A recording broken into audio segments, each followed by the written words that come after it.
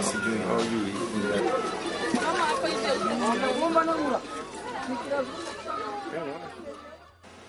random activities in Mara region, in 5 districts: Tarime, Bunda, Serengeti, and Musoma, urban and rural. And with this project, we are trying to raise the awareness of the communities that are around Mara region on the threats to the environment and health of the community at large. It is a tug of war. Soon there will be enacted a legislation that would allow GMO introduction into Tanzania. Now, as civil society organizations, we are trying to mobilize the community, raise the awareness, and also have like-minded civil society organizations in Mara region and also in neighboring regions to advocate and lobby for the government to critically look at this decision. The only argument that we get from the government is that GMO will minimize the problems of food insecurity in Africa. We have this big forest, but as far as the people staying around, they don't have another source of energy. It made them, what forced them to clear trees either for charcoal, either for fuel woods, and even for burning the bricks. In that case, it seems that the people living around, they didn't have any mandate before in order to create either to sustain this area. Instead, the official government concerned the Ministry of Natural Resources, they sometimes give the people permits from town. They come here to clear without the permission for people who stays around here. In that case, this has created a problem. There is a certain biasness, feelings between the people around and the people from town.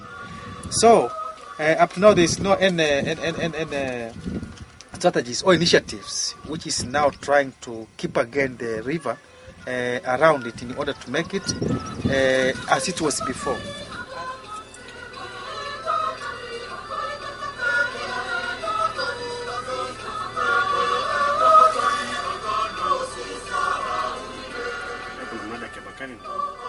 We are collaborating with the several institutions, one of them being the foundation from Musoma, Foundation Help in Musoma, and other institutions. And Mogabiri, being an NGO, we are against these GMOs products.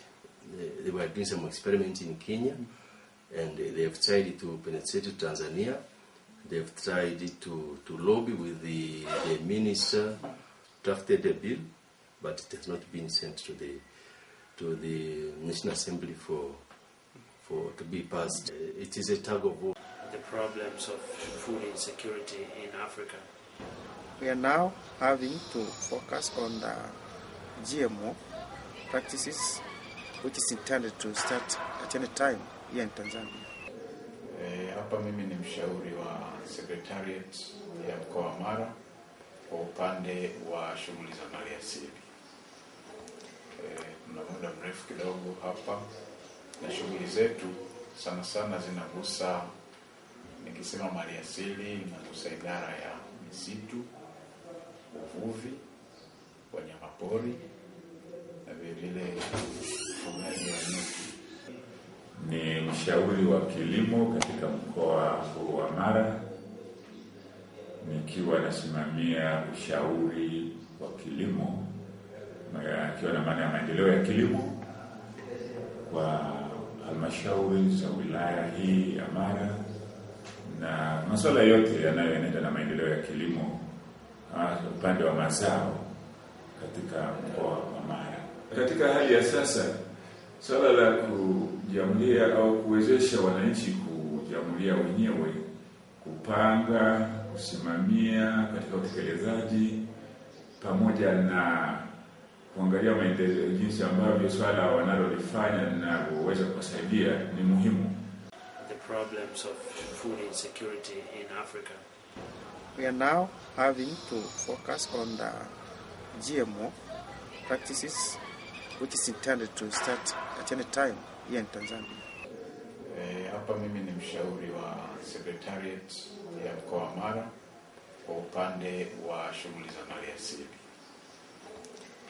Tuna muda mrefu kidogo hapa na shughuli zetu sana sana zinagusa, nikisema maliasili inagusa idara ya misitu, uvuvi, wanyamapori na vile ufugaji wa nyuki. So I thought I'd start an organization that would produce reports for the movements, to stop mining, some of the early dam work, including the Narmada work, the work in central India and Singrauli, the work on forestry issues, monocultures of eucalyptus, all of that was done by. And I think India is the place where globalization, the current model of corporate globalization that has no place for human rights, globalization that has no place for people, and globalization that has no place for nature, that globalization, the final test is India. But India, we do have democracy, and yet democracy is being killed.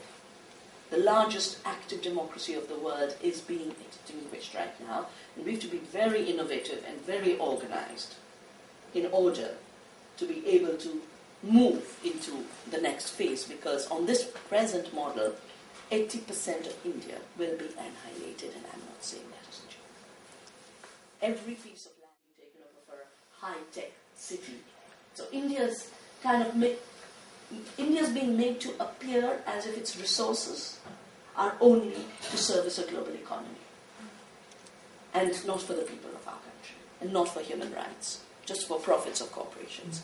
And for a highly populated country like India, 1.2 billion, ancient society, that equation is an equation that says 80% of you don't matter. The tribals, peasants, fishermen, women don't matter. And they do. In my worldview, they matter seriously. I mentioned on the tribal law, I'm on the expert group for drafting the tribal law to recognize the rights of tribals to their land in the forests. In terms of biodiversity, we have fought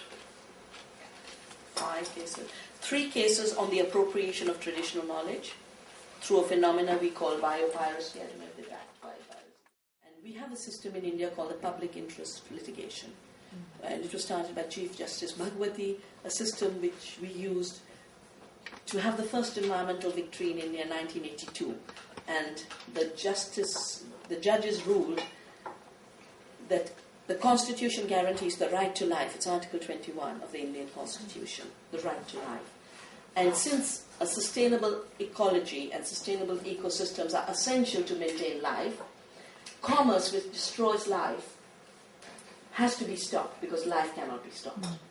And using Article 21, the mining was stopped in our valley, and many groups have used the precedents of that case, which was the first environmental ruling in the Indian courts. 1992. 1982 it was filed. 83 the ruling came.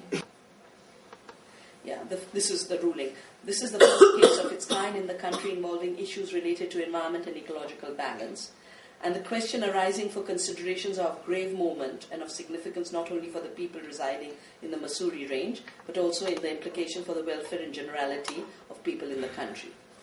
A price has to be paid for protecting and safeguarding the right of the people to live in a healthy environment with minimum disturbance of ecological balance and without avoidance of hazards to them, their cattle, homes, agricultural land. Therefore, India, the decision of the Supreme Court of India was the precedent for accepting a stable and healthy environment as a human right. The common lands of villages are being taken over again by force, because common lands being there means they're village lands. The government has no rights to it. It's village rights. It's community rights. But the government's taking these lands over and handing it over to 2 groups of industry.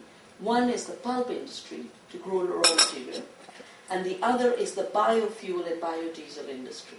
So if you notice, British Petroleum is already investing, and in both in Gujarat and Rajasthan, they're already now new movements growing, and we are supporting both groups.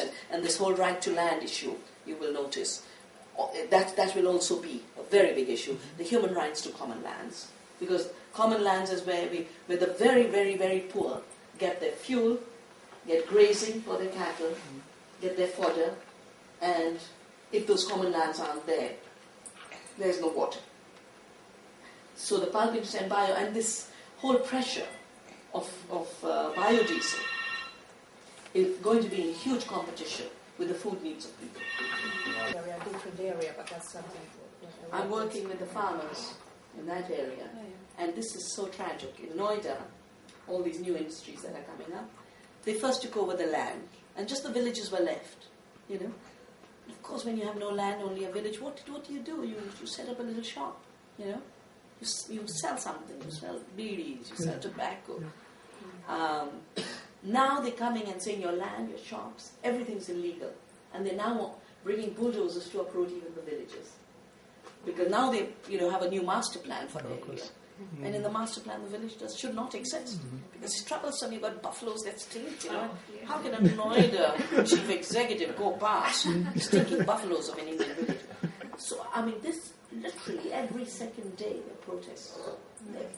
Now, in Research Foundation as well as Nafania, our work on issues of environmental protection are deeply embedded in the human rights of people to their rights to resources. And that's the area in which we work. So we work on farmers' rights to seed, but also to conserve biodiversity as an ecological issue. And for us, the two are not separate. They're not separate because in India, they're not separate. Yeah? For the tribals, the forest and their rights to the forest are one issue. If you notice, I mean, this is a set we did for the social forum, and they're very popular. I think they've all gone through 3 or 4 reprints. But there was the corporate hijack of agriculture, corporate hijack of food, corporate hijack of water, and corporate hijack of biodiversity. Basically about how in each field, 5 companies there, 5 companies here, 5 companies here, are taking over entire areas, including taking property rights in areas that cannot be owned as property, like water, or life forms and biodiversity. So what we've done, and I think we are unique in doing that, not just in India but in the world, what we've done is we've defended the alternatives, in real terms. So we've created, for example, a movement called Living Democracy, Jain Panchayats, where now my latest count is 10,000 villages, have basically declared themselves biodiversity republics, saying that we will protect our biodiversity, we will use our biodiversity according to our own norms, culture and laws, and not according to the patenting rights of corporations. And our biodiversity will not be destroyed. Irrigation, and you have to buy them every year, which creates a vicious cycle of debt, and the debt is leading to this phenomenon. First time ever in India. So in fact, I'm coming out of 2 weeks of a journey I've undertaken through what is the suicide belt, and basically saying the suicides must stop and farmers can end suicides. We've taken a truckload of seeds and we're distributing seeds. So you don't have to end your life. Don't buy those seeds that you have to buy every year and that fail you. Grow the seeds your ancestors gave you. And you can save them every year, you can feed your children, and you won't get into a debt. New factories, the farmers are